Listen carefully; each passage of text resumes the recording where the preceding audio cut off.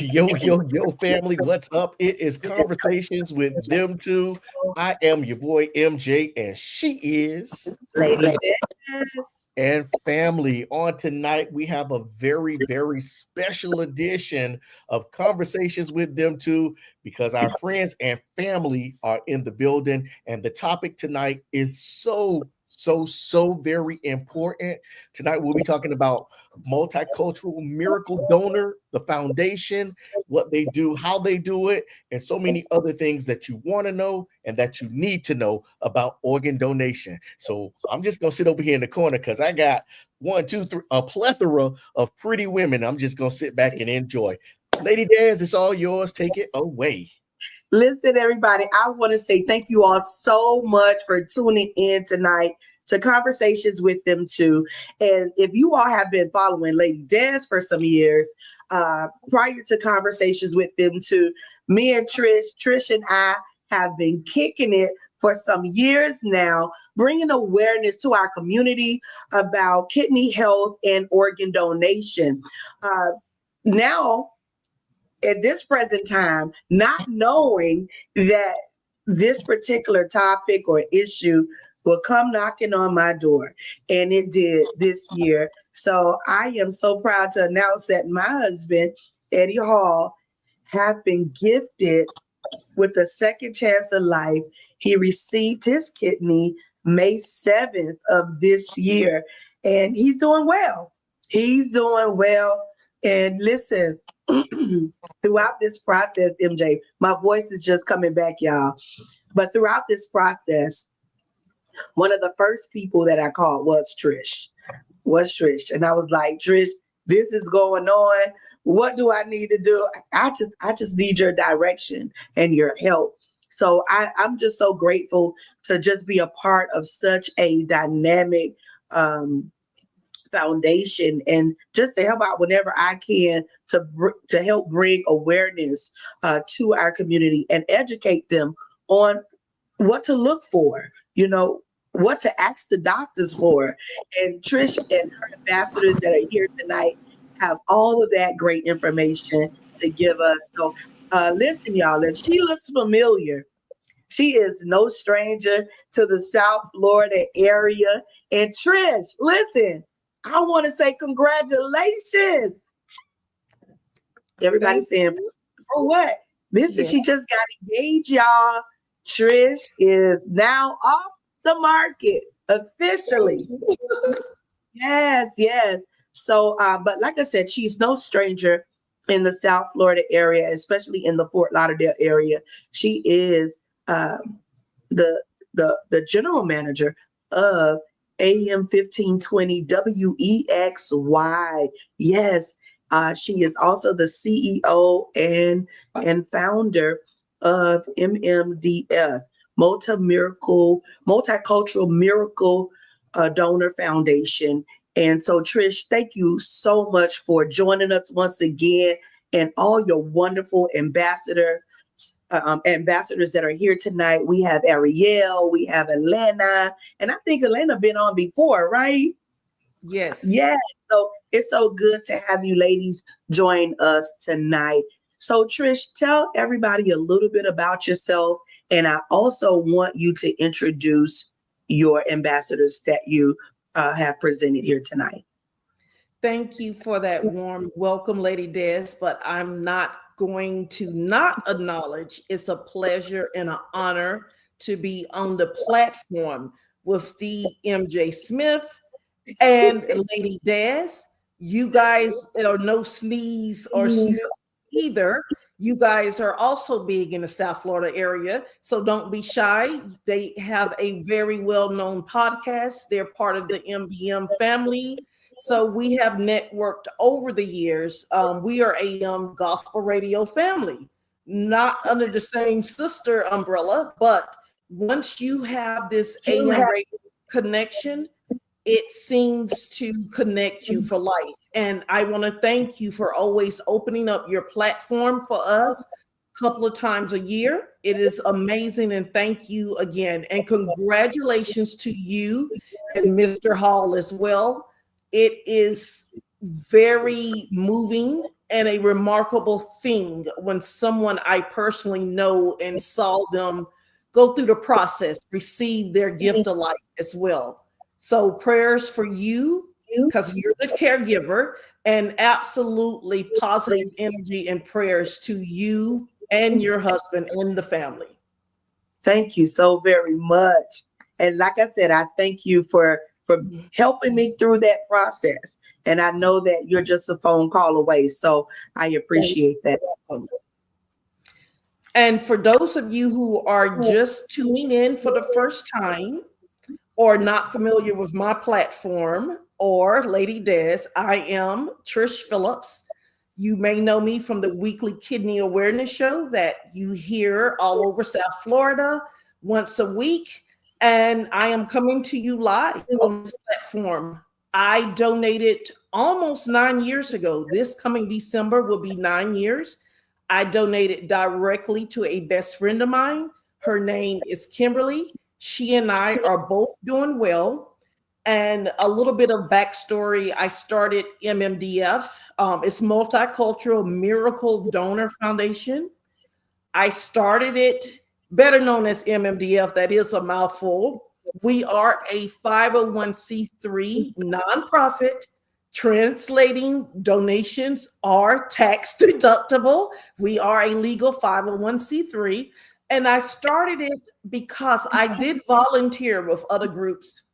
And I noticed that the information was better received coming from someone that looked like who the message needed to get to, which means minorities, multicultural, people of color, people that are brown, because I know you've heard me say there are over 100,000 people waiting on a life-saving organ transplant. But guess what? Of that 100,000, 60%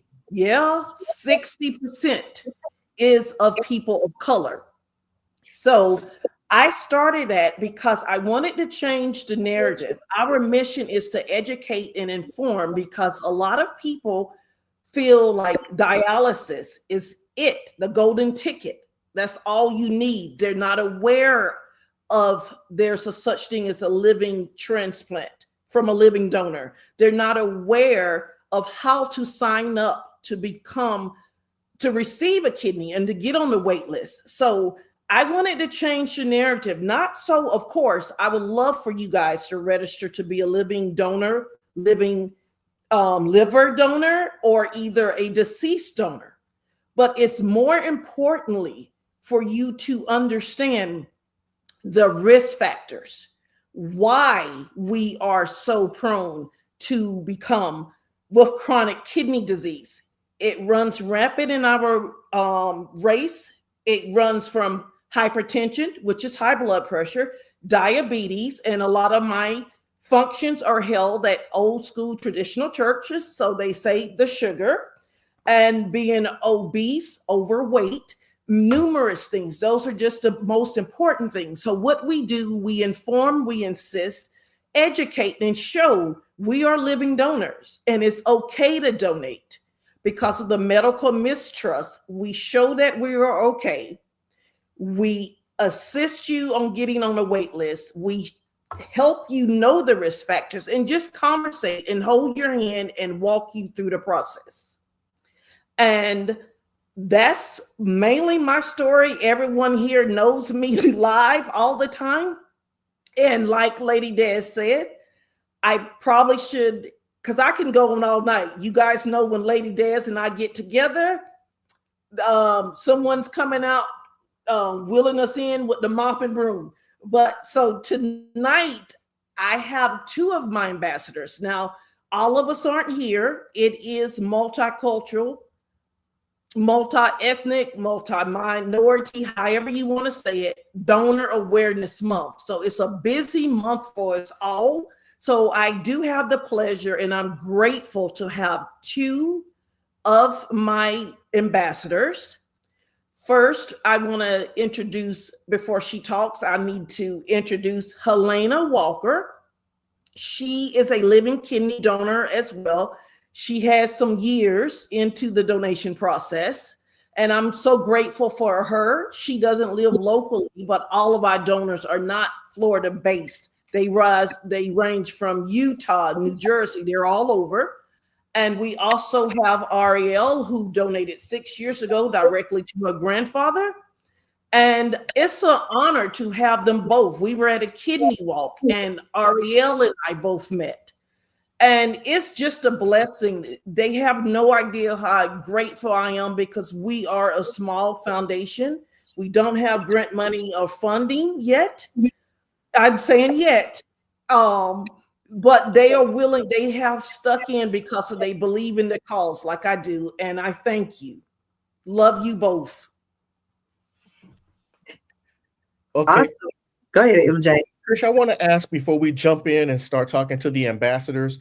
There are a lot of myths and misconceptions about kidney health and organ donation. Can you kind of break some of that down that we encounter, especially in our community? Yes. A few of the most popular would be my family would have to pay for a lot of these costs and expenses. So we don't want to do it when the family is deceased. This is not true. There will be no financial obligations to you, to your family that's left behind. Another common one is we want to have an open casket, but if I become an organ donor, that's not possible. This is absolutely not true. Organ donation is done in a professionally respectful manner where you are still able to have an open casket. So that's not true.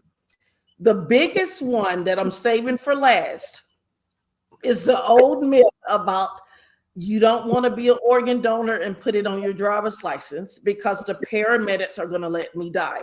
That's the number one I encounter when I'm out. And I get passionate about it, so I'm going to stay willed in.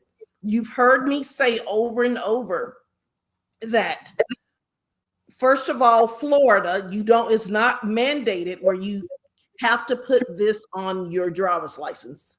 You can be an organ donor and it's not on your driver's license.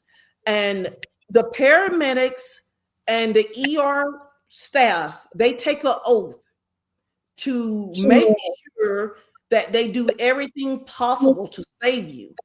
And they are also a separate team from the organ procurement medical team. That's the medical staff that has to assure and make it possible for you to become a donor.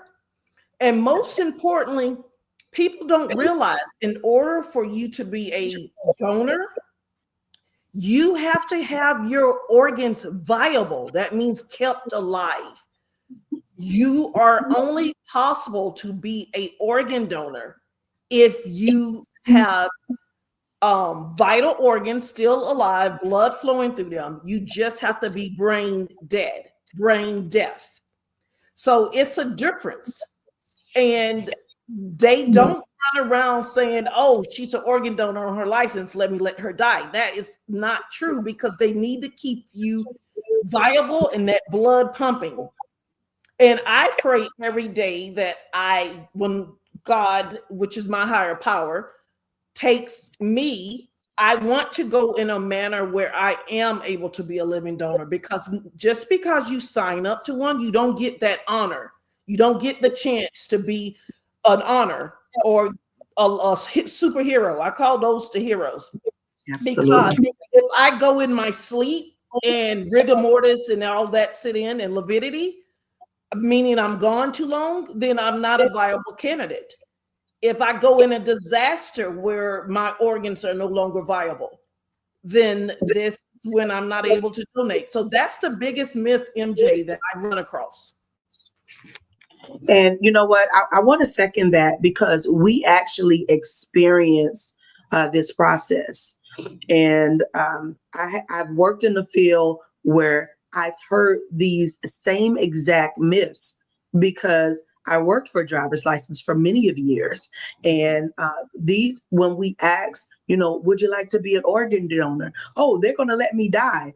or I don't want it on my license. So you're right, Trish. They actually do have an option, whether if they want to show that on their license or not.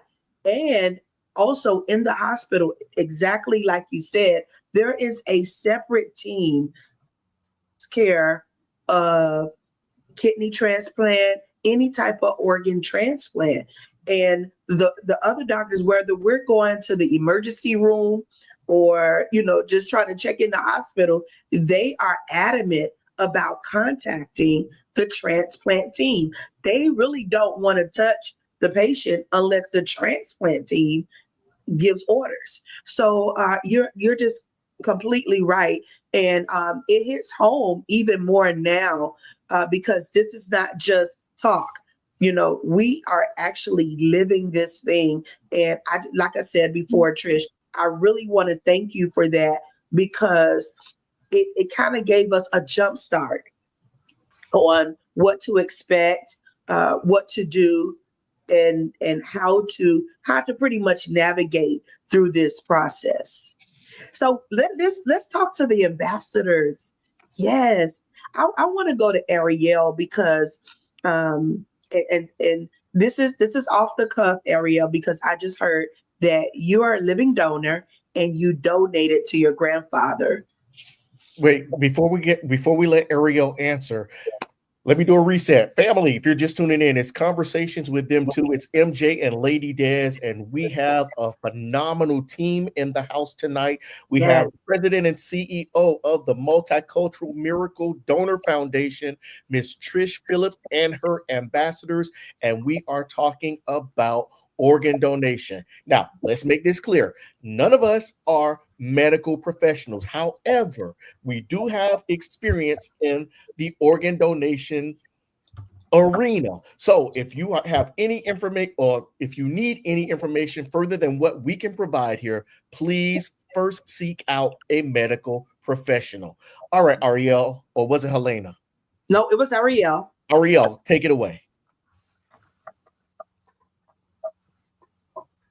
I think we're not hearing it. Are you on mute?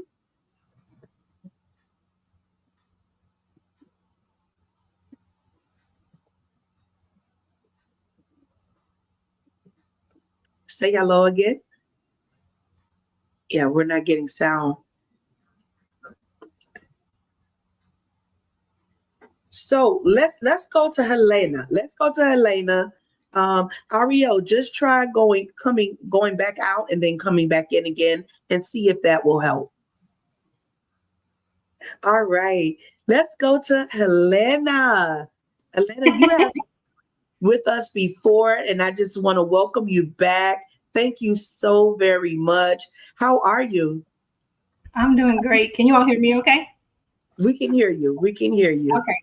I am doing great. Thank you for having me back. Thank you, Trish, for the second year invite. I had a great time the last time. Had some great conversation. Was able to get out some useful information to some people, hopefully, and educate the masses. Beautiful, beautiful. So, Helena, my question to you, can you explain the difference between living donation and deceased donation and how each plays a role in saving lives? Yeah, well, the obvious right is living versus deceased or no longer with us. The living donation process obviously is what myself and Trish and the rest of the ambassadors did. That process is definitely different from the deceased donor process. Obviously, the living donor, you go through evaluations, you go through a lot of testing, you go through, sorry, my dog just hopped up here. You go through a lot of testing, you go through lots of psychological exams, you go through just mental. A lot of the times you go through mental to see if it is. You have to deal with your family and your friends and whomever is going to be your support system during that time. When it comes to like just the living and the deceased, obviously the wait time is a little bit shorter. If you know somebody who can be a living donor, you can ask friends, families, coworkers. Sometimes people just post it on social media and just get a random, hey, I'm a match, or I'll do it, just because they want to be amazing people. Trish likes to use the word superhero and saving lives. I don't necessarily like those terms, because I just don't think that that's what I do, or that's what I did. When it comes to the deceased donors, obviously that's a lot more difficult. You never know, so the waiting list for that is a lot longer, because you don't know when people are going to pass away. And like Trish was saying, they have to be viable organs, so it's a bit of a challenge. So the best route, if you can, is to go through the living donor route. When it comes to that, the risks are extremely low.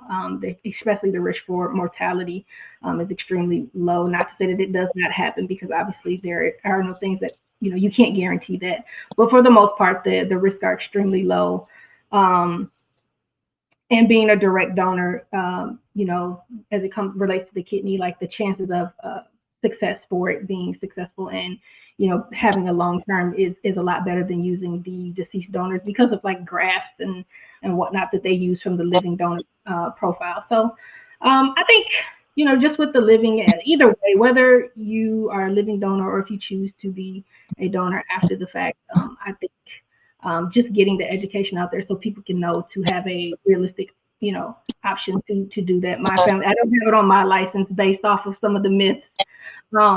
But my family is very much aware that that is what I would like to do. So, well, Helena, before we go on to the next question, I'm going to debate you, because if Trish says that you are a hero, let me just say that you have to be, because you are a lot braver than 95% of other people who would even begin to think about being an organ donor. So yes, ma'am, you are a hero. I need to clear that up.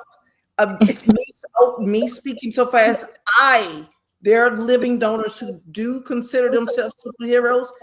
I do not. The only superheroes and heroes in the donor world for myself are the ones that go on and save up to 7 lives, or either 75 lives if they do skin and tissue.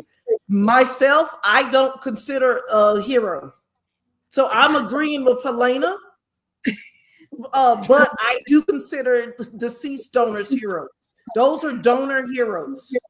Ma'am, I'm going to disagree with both of you, because there are people who have family members that would not be here if it were not for the two of you.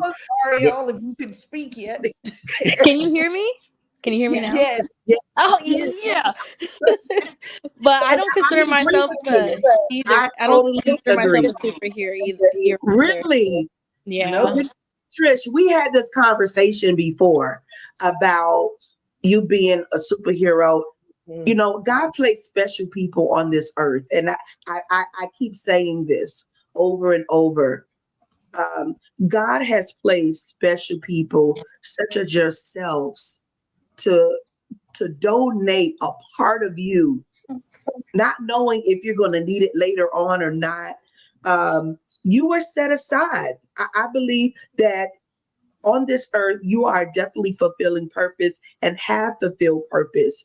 And there are so many people, MJ said it, that will say, I don't think I'm going to do that at all. Certain ones have donated to strangers, family members, best friends.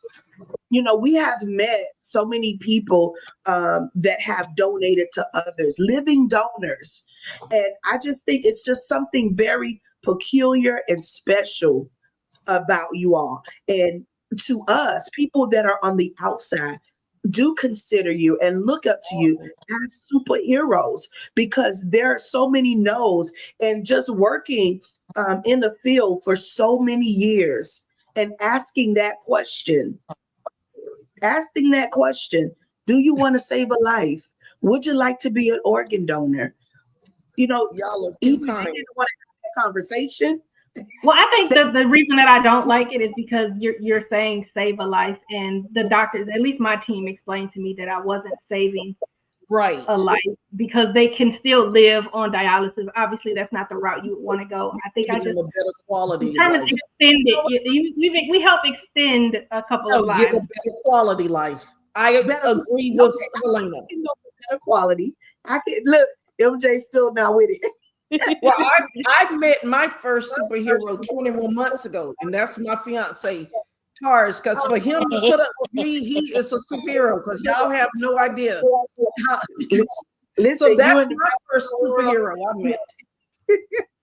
Trish, you and Reptile World and Wildlife, y'all. Listen, you keep me amused, definitely.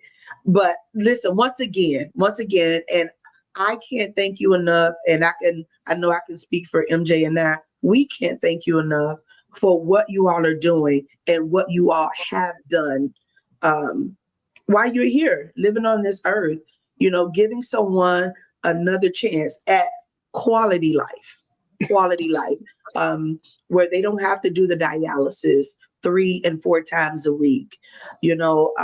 So I commend you. I commend you for all that you all do. Definitely. Thank And you. forgive me, but y'all are those superheroes to me. Because without a doubt, you all came in and said yes. You said yes, you were obedient to the call, to the purpose, to the assignment. So thank you. Ariel. At least you guys can hear me now. Hi. Yes. I see you with that Trini flag in the back. Of course. We're talking about culture. Here we go. That's what's up. That is what's up. How are you? I'm good. Thank you so much for being a part of conversations with them too. And I kind of wanted to go off the cuff because I heard in the introduction that you are a living donor and you donated to your grandfather. Yes. Okay, tell us about that journey. So organ donation, so start from the beginning of me, wasn't something that my family was blind to. But I grew up thinking that it could only come from a deceased person because back I was in 3rd grade, so I can't even tell you what year it was, but it was a long time ago. My grandfather's kidneys failed and he got a deceased kidney. And that lasted 15 years, but my grandfather coming from living in the islands and coming here, curry, sweets, everything. They all my uncles and aunts raised themselves. So high blood pressure, diabetes, he had it all by the time he came in this country. My grandfather is 100% legally blind. He has heart problems. And when the kidney failed after the 15 years, my grandfather raised me, so he's my entire existence. And I didn't know anything about kidney donation, but I thought everybody had to be dead. Like, I was just like, that's what I thought it was. And then seeing him in dialysis, his body started doing the swelling. He started to have to be on an oxygen tank. He was coming towards the lower end. He lost his spirit. And I decided to go to the doctor with him one day. And the doctor said, "Do you know anybody who could do a living donation?" And I was confused. I was like, that's the thing? And I was like, sign me up. Let's go. Let's do it. And I was 100% a match. And I went through the process that we all went through. I went through the psychological tests, the million tests of my favorite part was peeing in a bottle and keeping it in the fridge. I don't know if you guys had to do that, but I had to do that while I was at work. So I was like, this fridge, don't nobody put nothing in this fridge, please. So it was a fun thing, but the problem that with the transplant is my grandpa almost didn't make it because he kept getting more sick. The surgery got rescheduled 4 times. And I was having a great time in that hospital yelling at everybody, well, how can he get better without the organ? So fast forward, we finally were able to do the surgery and everything went perfectly smooth. And everybody calls me the superhero. You saved your grandpa. And I'm just like, it was no question. Like, I didn't feel like, oh my God, I did something so great. I was just like, he's my grandpa. He raised me. He's not allowed to go anywhere. That's just what it is. Take whatever body part you need. So he fast forward, it's been 6 years. My grandpa has been sick for quite a few months now, but the kidney is actually what's keeping him here. The kidney is 100% fine. There's nothing wrong with the kidney. They call Wow. it a stubborn kidney because it doesn't want to get sick. So, everything is, going well. He came home from the hospital actually last night, and hopefully everything else goes up as well. Beautiful, beautiful. God bless him. God bless him. And we speak prayers and blessings and health, restoration over your grandfather. Thank you for sharing. Yes. Go ahead, MJ. So I was going to say, I know Helena mentioned that she had not met her recipient. And Trish, if I'm not mistaken, I believe you have, right? Yes, I donated directly to a best friend of mine. At that time, it was 20 something years. So we're Okay, going so into our 30 something years. So how has knowing your recipient and being that close to someone who received something so special from you and donor families, how is the interaction with that? How has it changed the way that you approached in your mission personally? I would say because Kimberly and I have such a long history, and I donated, she never asked me to, but I missed our we were coined ourselves Thelma and Louise, minus that ending, of course. So I missed our adventures together. So we had such a bond, and it was amazing how it was such a perfect match because, like Ariel said a few seconds ago, I wasn't educated as well on the whole process. I thought I had to be blood related.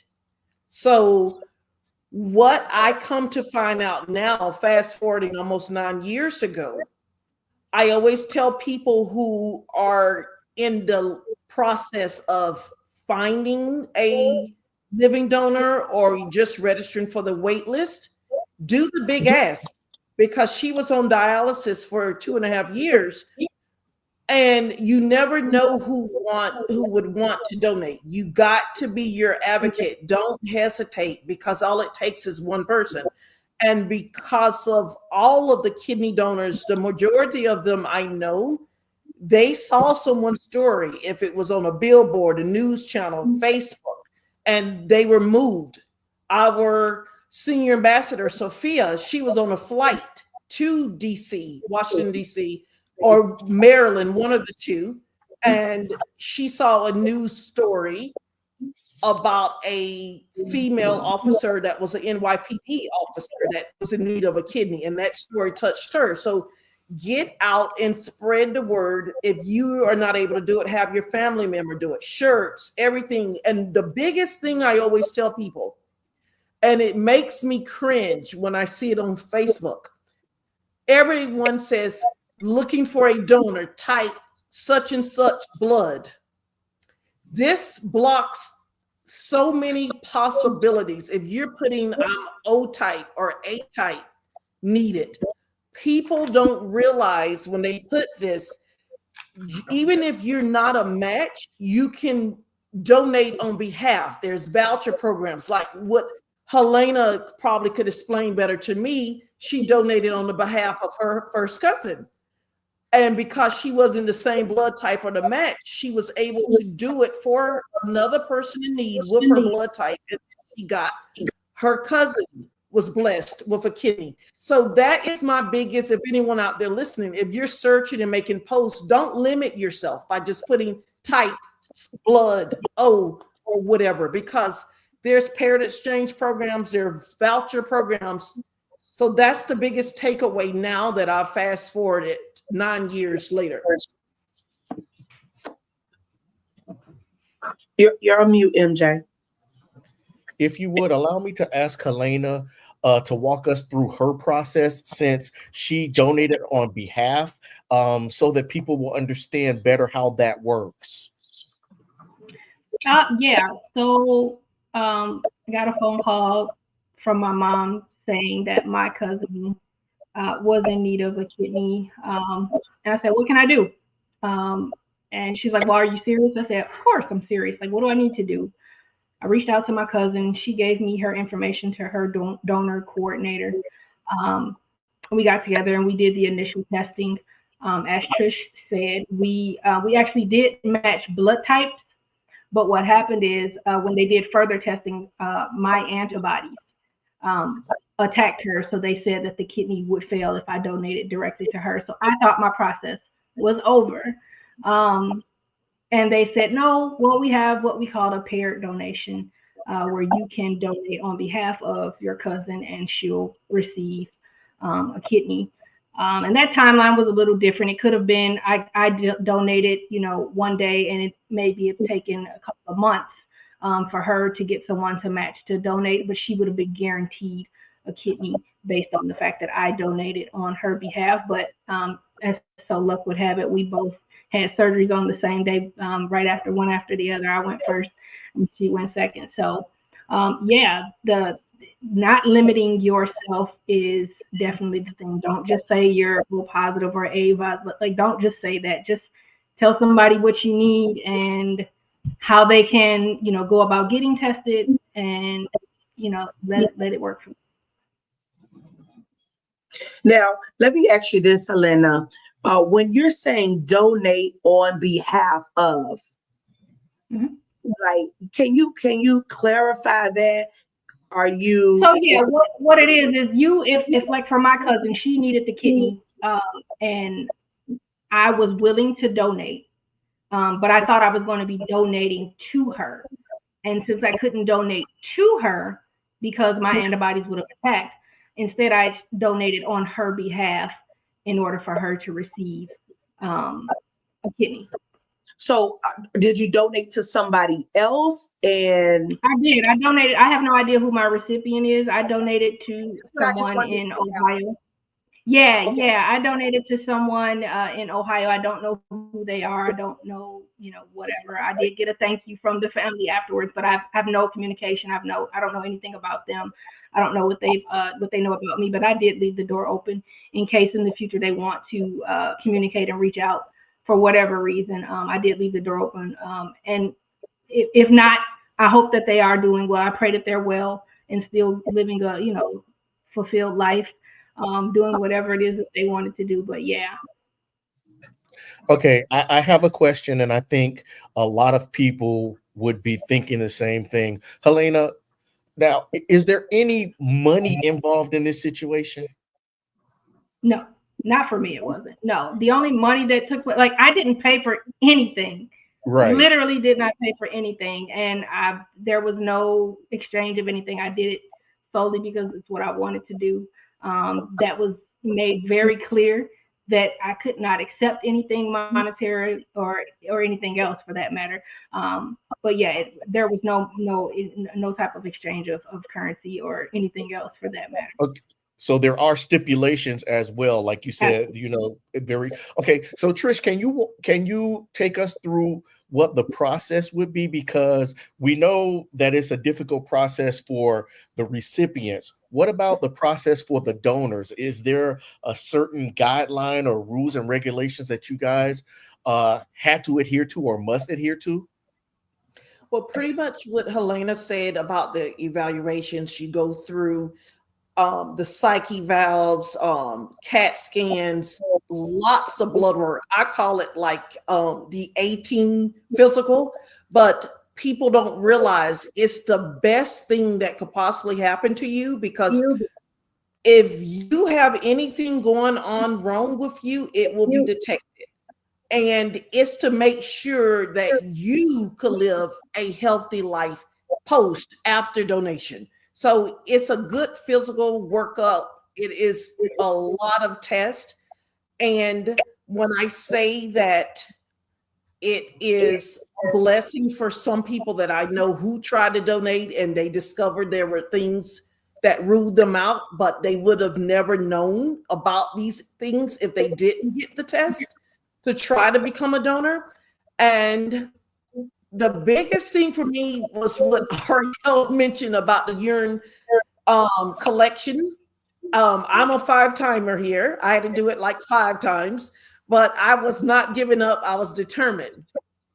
So there's no regrets. It's if it's for you to do, any of us can help you and tell you what to expect. I would do it all over again if I had to. I would be like Oprah. You get a kidney, you get a kidney. I would just go around just growing them and giving them out.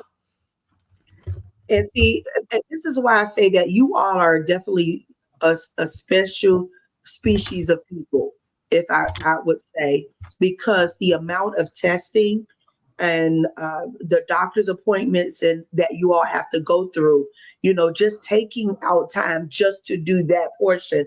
People don't understand how tedious it could be sometimes, rearranging your schedule to have these doctor's appointments and the different things that you have to do. So whether it's family, friend, stranger, a lot of people will give up in the process.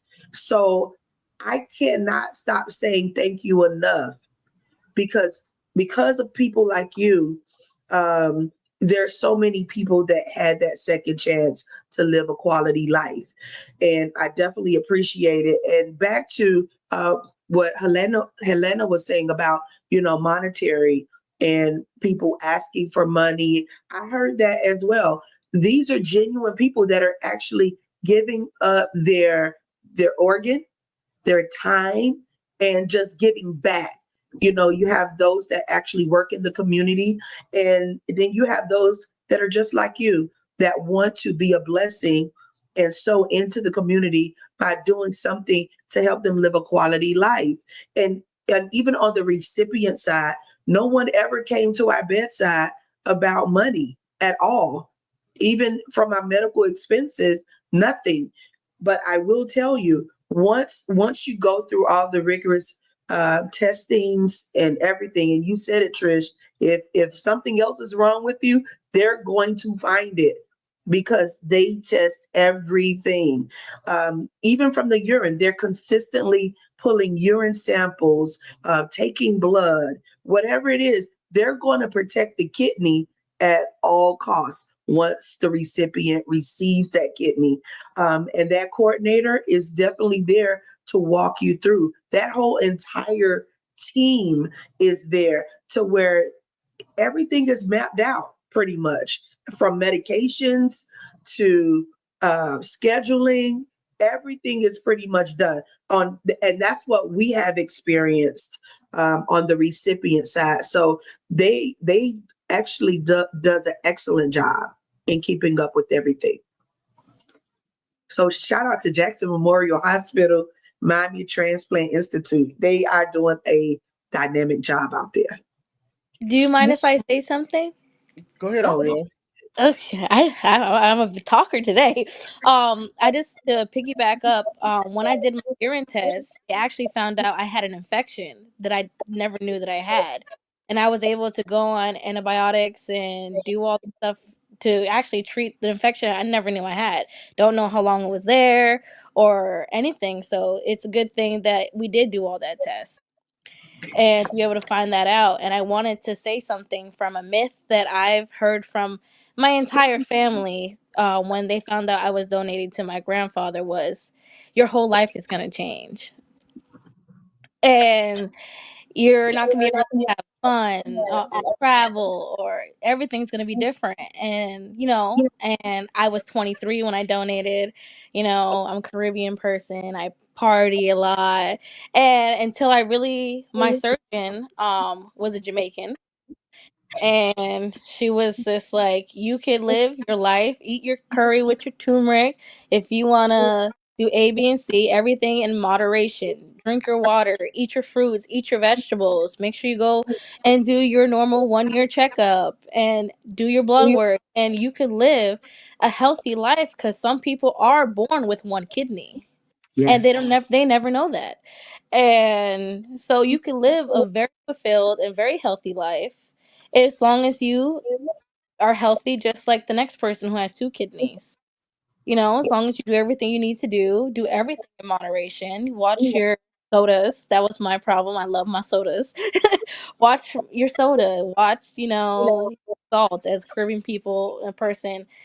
There's salt in everything I eat. You know, jerk chicken, stewed chicken, curry chicken, roti. Everything I eat has sodium. You know, doing everything in moderation. And whether I had 2 kidneys or 1 kidney, just being in moderation and doing everything properly on a daily, no matter what. So, Trish, what are some of the other steps? We heard the do it in moderation and, watch your salt intake, but what are some of the other steps that people should take if they should decide to want to become an organ donor? You really can live a normal life. Each transplant team is different, so it's best once you decide if that's the route you want to take to speak with that medical staff. For my particular transplant team, I was told to avoid NSAIDs as much possible. That would be ibuprofen, Aleve, Motrin, those type of items, because they're filtered through the kidney. And I was told to watch my protein intake, preferably to get it from lean meats. And if I was going to do any protein shakes, preferably plant-based or nut-based, and just do them in moderation. It's basically, you can live a normal life. And once, for me and other donors that I've met, it tends to make you want to be mindful of how you treat your body, because you're like, okay, I have just 1 kidney left. I want to make sure I take good care of it. Now, there are still kidney donors that do drink their occasionally alcohol.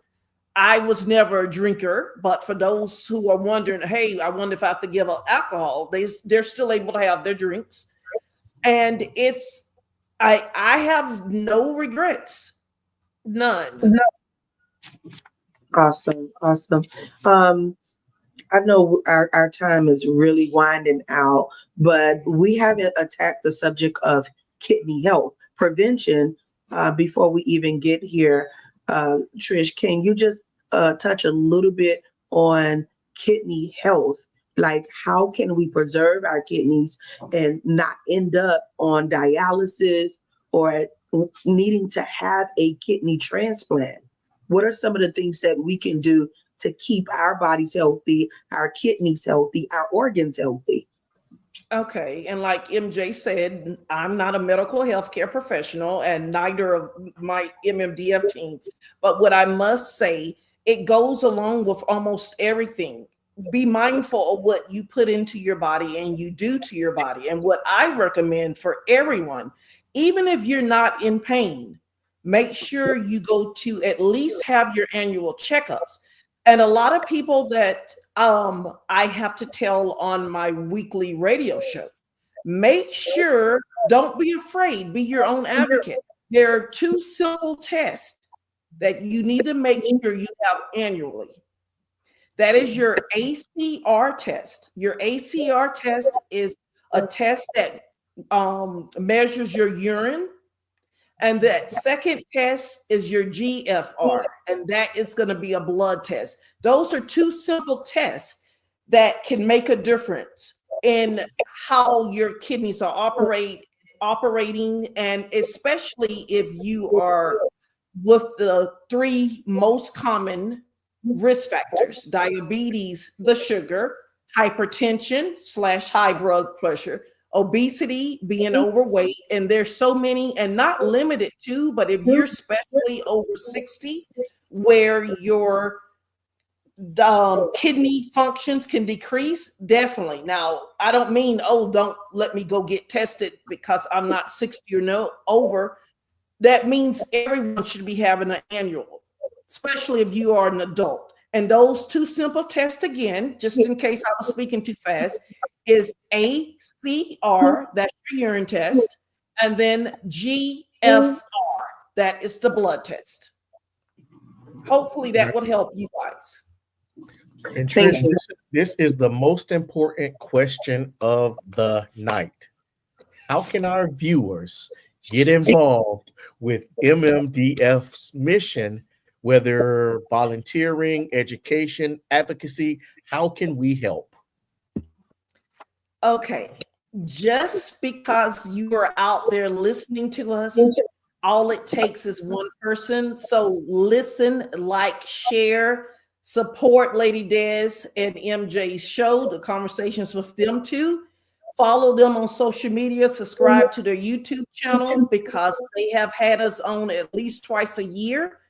And for following myself, it would be the Trish Phillips on all social media handles.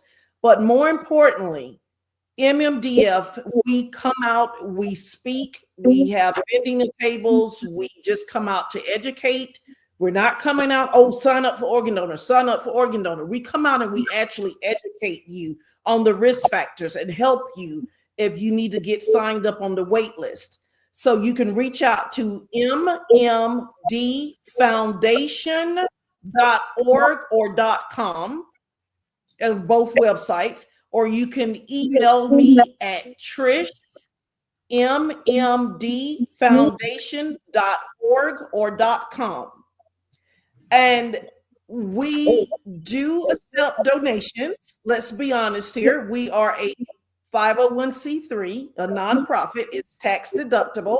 And your donations goes strictly for our cause, our mission statement, which is going to church events, health fairs, kidney walks. And we're just showing that it's okay to be an organ donor and look like us. It's safe.